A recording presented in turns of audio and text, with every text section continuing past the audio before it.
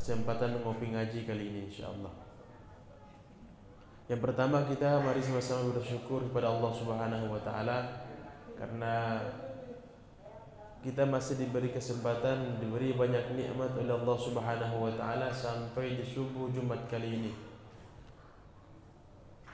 Dan kalau kita mau hitung-hitung nikmat Allah Subhanahu wa taala ini pasti tidak mampu untuk kita menghitungnya. Akan tetapi Allah Subhanahu wa taala tidak menyuruh kita untuk menghitung apalagi membayarnya. Allah Subhanahu wa taala hanya menyuruh kita untuk bersyukur atas nikmat yang telah diberikan kepada kita. Dan itu adalah cara kita berterima kasih terhadap nikmat Allah Subhanahu wa taala.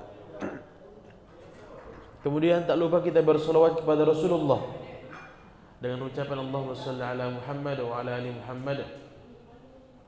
Tentu dengan harapan kita salawat yang kita lantunkan Allah balas dengan 10 kali salawat dari Allah Subhanahu wa taala, dan insyaallah pada hari kiamat kelak kita berharap semoga Rasulullah SAW mengenal kita sebagai umatnya dan insyaallah mudah-mudahan mendapatkan syafaatnya. Hadirin Bapak Ibu jamaah ngopi ngaji rahimakumullah, pada kesempatan kopi ngaji kali ini tema kita adalah kita kembali berinteraksi dengan ayat Al-Quran dalam surah Al-Ahzab. Allah SWT berfirman, Ya ayyuhalladzina amanu ittaqullaha wa qulu qawlan sadida yuslih lakum a'malakum wa yaghfir lakum dhunubakum wa may yuti'illaha wa rasulahu faqad faza fawzan 'azima. Jadi dalam ayat ini Allah berfirman, Allah menyeru, Allah memanggil, wahai orang-orang yang bertakwa. Ya ayyuhalladzina amanu, wahai orang-orang yang beriman, bertakwalah kepada Allah. Ittaqullah, bertakwalah kepada Allah. Wa qulu qawlan sadida, dan hendaklah kalian berkata yang baik. Nah, ini bahasa Al-Qur'annya. Kenapa? Karena perkataan yang baik ini akan menghasilkan atau memunculkan aura positif selanjutnya. Jadi kalau orang yang selalu berkata baik ini, Allah berjanji juga kalau kata-kata yang keluar ini selalu baik, kita memilih kata-kata yang baik, maka Allah berjanji yuslih lakum a'malakum, Allah akan memperbaiki amal-amal kita. Jadi kalau kita selalu berkata yang baik, selalu bicara yang baik, maka Allah berjanji yuslih lakum a'malakum, Allah akan memperbaiki amal-amal kalian. Wa yaghfir lakum dzunubakum, Allah mengampuni dosa-dosa kalian. Wa may yuti'illaha wa rasulahu faqad faza fawzan 'azima. Barang siapa yang taat kepada Allah, taat kepada Rasulnya, faqad faz, sungguh orang tersebut telah mendapatkan kemenangan. Fauzan azima, bahkan kemenangan yang agung. Hadirin, sehingga ini ada hubungannya dengan hadis Nabi sallallahu alaihi wasallam yang mana Nabi pernah sabdakan, "Man kana yu'minu billahi wal yawmil akhir falyakun khairan aw liyasmut." Jadi Nabi pernah sampaikan dalam sebuah hadis, barang siapa yang beriman kepada Allah, man kana yu'minu billahi wal yawmil akhir, dan beriman kepada hari akhirat, falyakul khairan, hendaklah dia berkata baik. Apabila kita tidak punya kata-kata yang baik, nah, ini Nabi sampaikan, kalau kita mau berkata baik tapi tidak punya kosakata yang baik-baik, perasaan kita ini kalau kita mau bicara kayaknya ini jelek sama membicara, maka Nabi sampaikan auliyasmut, kalau tidak bisa bicara yang baik maka cukup diam saja. Nah, jadi ternyata kata-kata ini mempengaruhi jiwa seseorang, bahkan mempengaruhi si pembicara ini. Makanya kita diperintah untuk duduk bersama orang-orang yang berbicara baik, senantiasa diperintahkan untuk mendengarkan perkataan-perkataan yang baik. Karena kita ini manusia, Allah menciptakan kita dengan beberapa unsur. Ada unsur tanah yang pernah kita dengar, ada unsur api, ada unsur air, ada unsur udara. Dan salah satu unsur air ini punya sifat gampang terbentuk. Ditaruh di gelas, bentuknya gelas. Ditaruh di mangkok, bentuknya jadi mangkok. Ditaruh di piring, bentuknya jadi piring.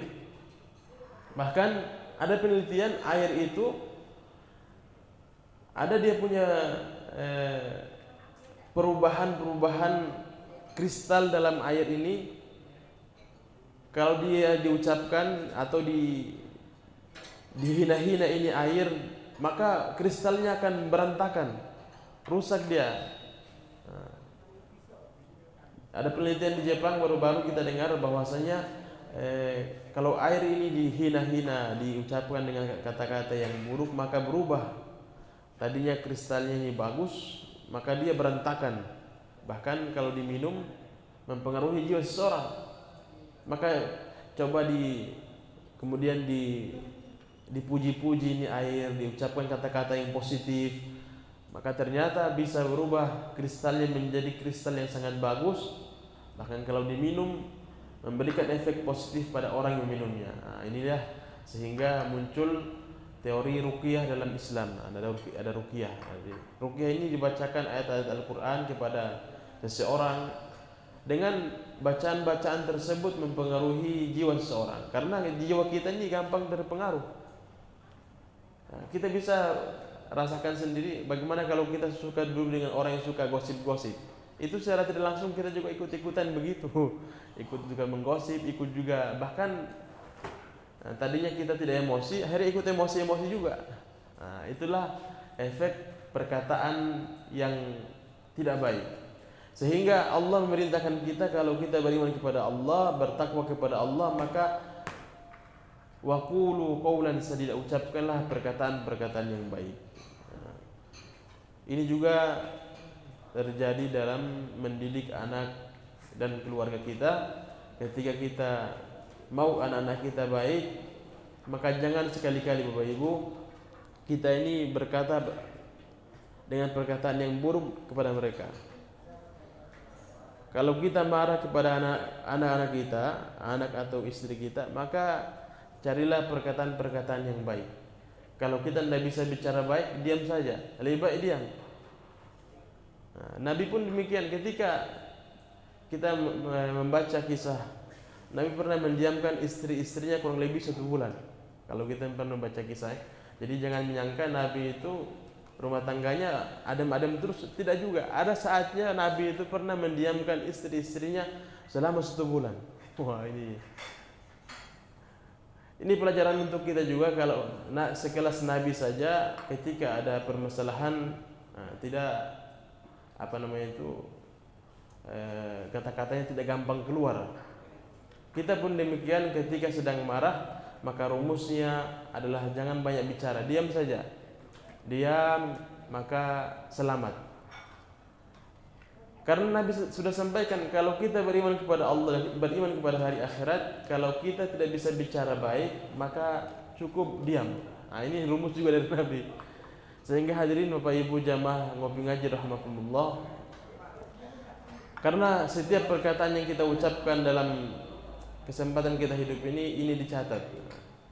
Ma yalfidhu qawlin illa ladaihi raqibun atid. Tidaklah setiap perkataan, kata Allah firmankan, yang keluar dari lisan kita kecuali dicatat oleh raqibun atid. Malaikat penjaga raqibun atid. Raqibun atid senantiasa mencatat semua perkataan kita. Dan hadirin, semua perkataan yang kita ucapkan kelak akan dipertanggungjawabkan di hadapan Allah Subhanahu wa taala.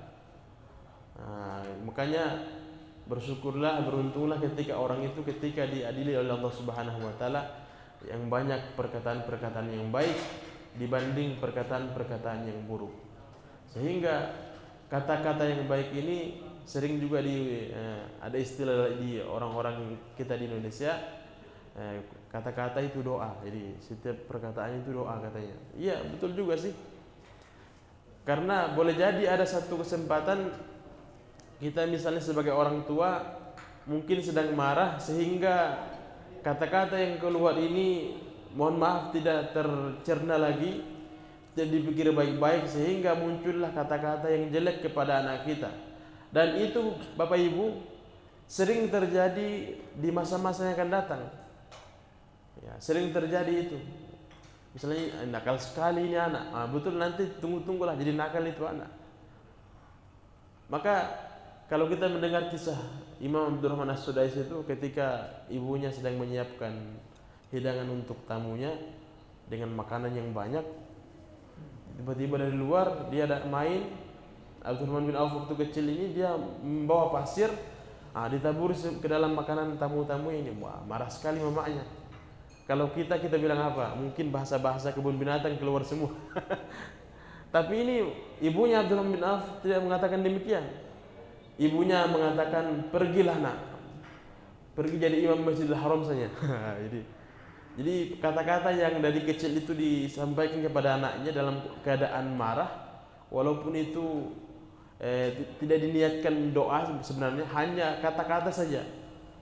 Itu Allah buktikan, Allah jadikan salah satu, bahkan beliau menjadi imam utama Masjidil Haram di Mekah, Abdurrahman As-Sudais.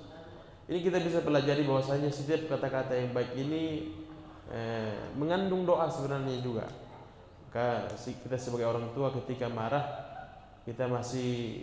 marilah kita gunakan akal sehat kita, pikiran kita yang jernih, ucapkan kata-kata yang baik. Kalau tidak bisa bicara yang baik, cukup diam dan doakan. Ya, kita diam dan mendoakan anak kita, diam dan mendoakan keluarga kita. Insya Allah itu akan menjadi penyebab kebaikan bagi kita dan bagi keluarga kita. Hadirin Bapak Ibu jamaah ngopi ngaji rahimakumullah. Inilah yang akan menjadi pembahasan kita pada pagi kali ini. Sehingga dalam tafsir, jadi dalam Al-Quran itu ada tafsir ayat bil ayat. Jadi Al-Quran itu ditafsirkan dengan ayat selanjutnya. Ada ayat. Jadi sahabat Abdullah bin Abbas ini menafsirkan ayat qaulan sadida dengan kalimat apa itu qaulan sadida? Jadi perkataan yang baik itu apa? Sahabat Abdullah bin Abbas mengatakan qaulan sadida ditafsirkan dengan ayat dalam surah Fussilat, innal ladzina qalu rabbuna Allah tsumma istaqamu tatanazzalu 'alaihimul malaikatu alla takhafu wa la tahzanu wa abshiru bil jannati allati kuntum tu'adun. Maka ditafsirkan ayat oleh Ibnu Abbas dengan ayat selanjutnya itu wa man ahsanu qawlan. Barang siapa yang berkata, jadi wa man ahsanu qawlan mimman da'a ila Allah. Siapakah jadi yang perkataannya lebih baik daripada orang yang membuat ucapan atau kata-katanya ini membuat orang semakin dekat dengan Allah. Jadi mengajak orang itu semakin dekat dengan Allah. Itu kata-kata yang baik. Maka kata-kata yang baik, definisi yang disampaikan oleh Ibnu Abbas ditafsirkan dengan ayat dalam surah Fussilat bahwasanya kata-kata yang baik itu adalah kata-kata yang membuat kalau kita bicara orang semakin dekat dengan Allah, bukan semakin jauh dari Allah. Jadi kalau kita mengukur kata-kata ini baik atau tidak, kita bisa timbang dengan ayat ini. Apakah kata-kata ini yang kita ucapkan bisa membuat orang ini dekat dengan Allah ataukah semakin jauh dari Allah? Jadi kata-kata yang baik yang disampaikan oleh Ibnu Abbas bahwasanya wa man ahsanu qawlan mimman da'a ila Allah wa 'amila shalihan. Jadi siapakah yang perkataannya lebih baik daripada orang yang mengajak, kata-kata yang mengajak kepada Allah, wa 'amila shalihan, dan beramal saleh.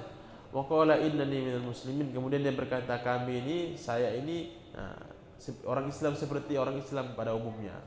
Jadi tidak boleh juga yang ceramah, sering memberi nasihat mengatakan saya ini lebih mulia daripada orang-orang lain. Kita yang berbicara, maka boleh jadi yang mendengar, boleh jadi dia lebih baik karena dia lebih memikirkan, lebih mencerna apa yang diucapkan oleh orang yang berceramah misalnya. Jadi sehingga Nabi sampaikan juga demikian. Boleh jadi orang yang diajak bicara itu lebih tahu daripada orang yang berbicara itu sendiri. Sehingga hadirin Bapak Ibu jamaah ngopi ngaji rahimakumullah, mari kita perbaiki niat kita, perbaiki kata-kata kita dimanapun kita berada, dimanapun kita duduk. Tidaklah kita berkata, tidaklah kita berucap kecuali perkataan yang baik, sehingga itu menjadi bekal terbaik kita menghadap Allah Subhanahu wa taala ketika kita di pengadilan Allah Subhanahu wa taala, ketika kita diadili oleh Allah Subhanahu wa taala, maka kata-kata yang baik, ucapan-ucapan yang baik inilah akan membantu kita. Sehingga kalau mau selamat juga, ada tips juga bahwasanya kita memanfaatkan setiap momen, setiap waktu dalam kehidupan kita, banyak-banyak kita berzikir ya. Banyak-banyak kita berzikir dengan zikir-zikir yang telah disunnahkan oleh Rasulullah, telah diajarkan oleh Rasulullah, bahwa setiap waktu itu ada amalnya, dan zikir ini tidak terbatas dimanapun kita berada. Sehingga Nabi mengajarkan setiap aktivitas itu ada zikir-zikirnya, setiap kegiatan itu ada zikir-zikirnya, ada wiridnya.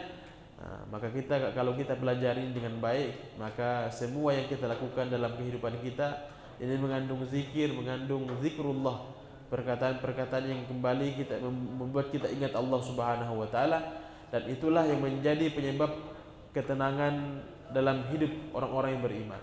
Sehingga Allah berfirman, ala bidzikrillahi tatma'innul qulub. Ingatlah hanya dengan mengingat Allah, banyak berzikir kepada Allah.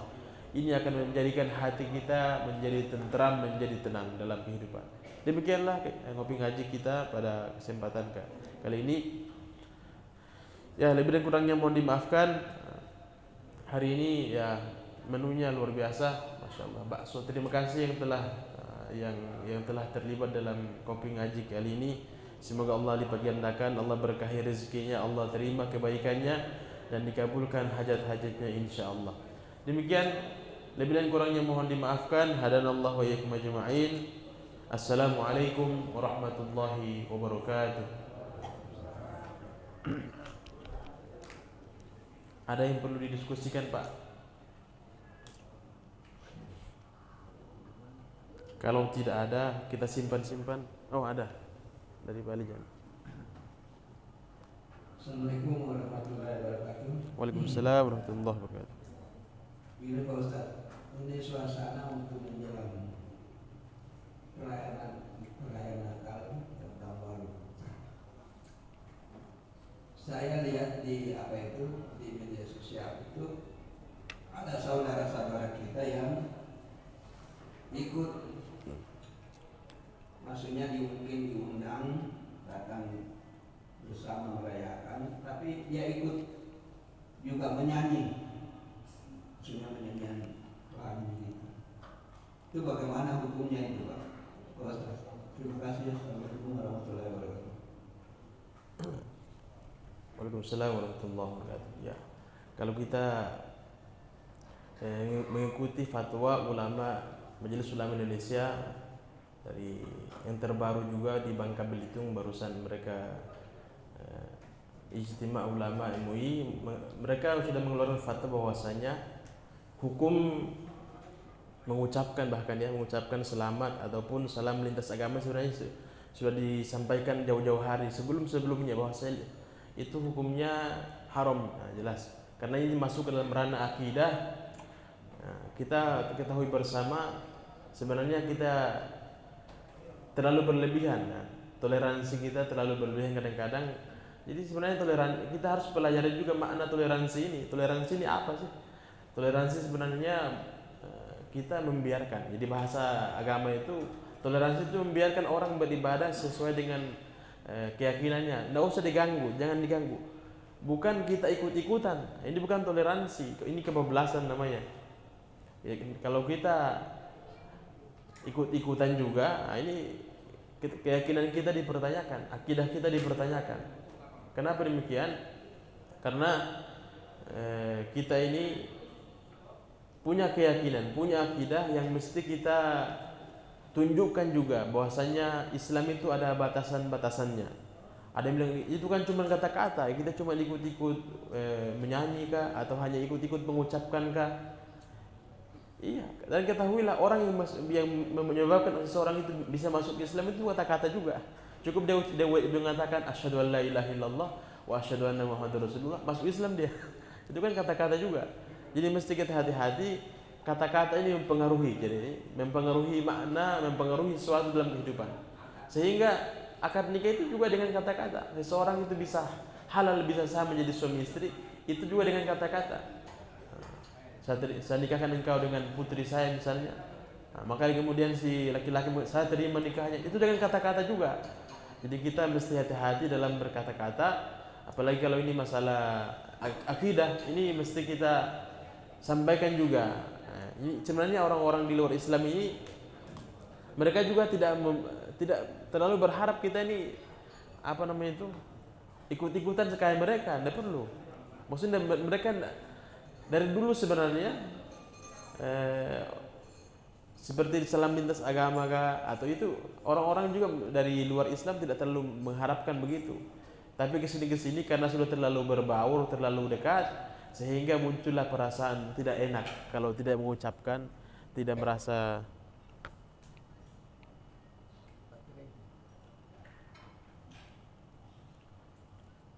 cek, ya. Nah, kalau kita terlalu berbaur, terlalu dekat, sehingga kita ini muncul perasaan tidak enakan.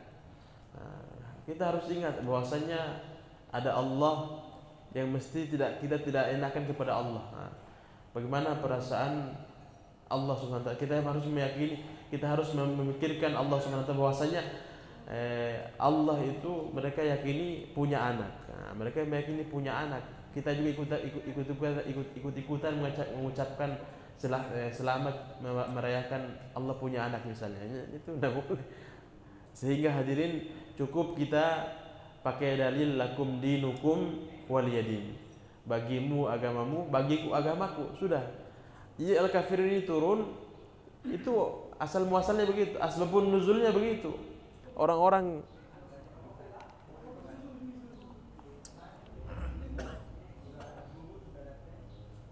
cek satu bang. Jadi surah Al-Kafirun ini turun asbabun nuzulnya karena orang-orang kafir, orang-orang Quraisy Mekkah ini mereka datang kepada Nabi mengatakan begini, bagaimana ya wahai Muhammad, kalau tahun ini kita beribadah dengan ibadahnya orang Islam, kami menyembah Tuhanmu setahun, kemudian nanti kalian umat orang Islam menyembah Tuhan kami setahun. Wah ini, jadi ganti-gantian lah. Nah, ini maka turunlah surah Al-Kafirun untuk menjelaskan bahwasanya lakum dinukum waliyadin. Jadi bagimu agamamu, bagiku agamaku, sudah. Jadi itu toleransi paling tingginya di sini sebenarnya, membiarkan agamamu ya kamu silahkan jalankan, bagi kami agama kami juga, sudah, jangan saling mengganggu. Ini kita mohon maaf baru-baru sebenarnya, baru-baru berapa puluh tahun yang kesini umat Islam terlalu berlebihan dalam toleransi ini, sampai ikut-ikutan. Kalau di Jawa sana mohon maaf ada yang sampai masuk gereja ikut nyanyi juga, bahkan sampai sholawatan dalam gereja. Ini berlebihan ini. Ngapain ini? Jadi sholawatan dalam gereja ngapain ini? Nah, ini toleransi yang kebablasan. Jadi cukup, nah, bagimu agamamu, bagiku agamaku. Sudah, silahkan biarkan mereka beribadah dengan keyakinan mereka. Kita sudah diajarkan bagaimana ibadah yang baik, bagaimana toleransi yang baik. Kita masing-masing dengan toleransinya, sudah, tidak usah berlebihan. Demikian Pak Haji ya. Sudah ada ini saja. Ada lagi Pak mungkin yang cukup ya? Kalau cukup kita akhiri, kita masuk ke acara inti. Ada bakso hari ini, masya Allah. Ini banyak sekali. Ini ada bubur, ada kue, ada bakso. Ini ya. Iya.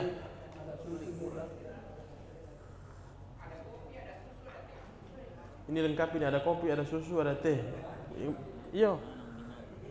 Masya Allah. Ini asli teman-teman surga itu begini sudah.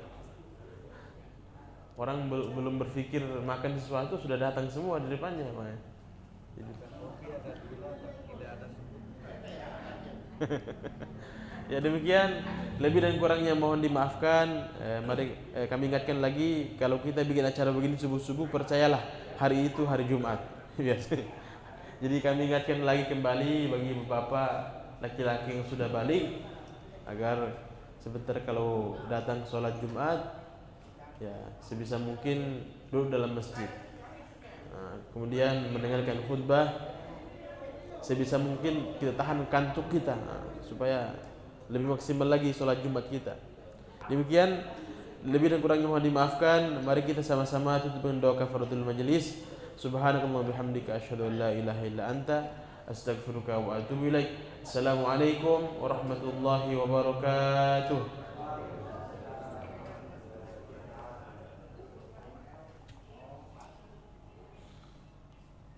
Bakso. Bakso dulu. Ah, ini Baksonya sama siapa itu? baksonya ini siapa lagi namanya?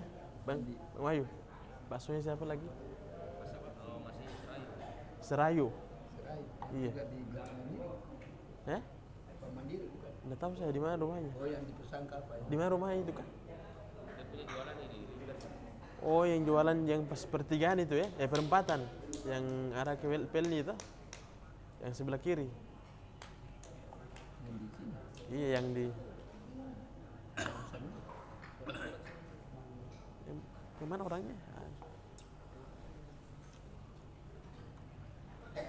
Oh, itu anak muda kah? Oh, yang pernah kita di rumah itu di atas. Itu juga. Yang pernah malam itu di rumahnya Bang Wahyu di. Rumahnya Pak. Oh, yang itu. Itu. Iya, di rumahnya Pak Wahyu. Langganannya. Masya Allah, Masya Allah. Ini pagi-pagi sudah. Ini pembakarannya harus hebat ini. Makanan banyak baru orang datang kurang ini. Ada bakso juga, Pak Haji. Masih kuat? Masih kuat kah? Kalau masih kuat ya isi saja. Kalau udah bisa diisi dibungkus saja. Saya bawa ke rumah saja dulu. Banyak